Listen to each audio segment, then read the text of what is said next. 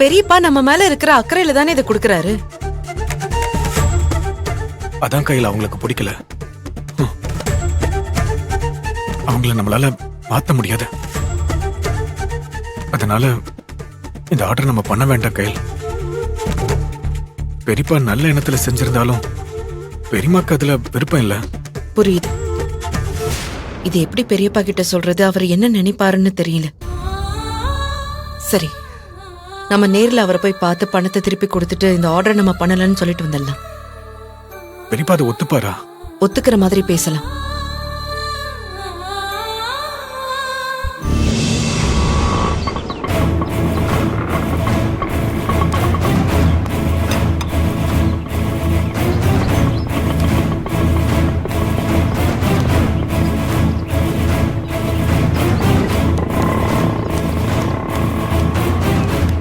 இதுங்க எதுக்கு இங்க வந்திருக்குதுங்க? பெரியப்பா, பெரியப்பா,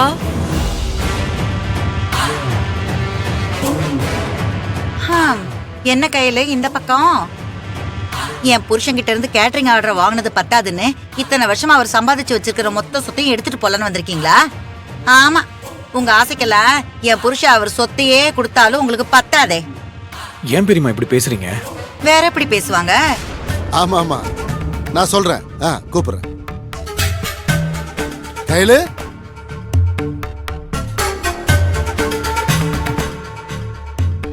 என்னடி வந்தவங்களை நிக்க வச்சு பேசிக்கிட்டு இருக்க? வாமா கையில உட்காரு. வா, வாடா மூர்த்தி, உட்காருமா. மூர்த்தி வாடா உட்காரு. பெரியப்பா இருக்கட்டும்.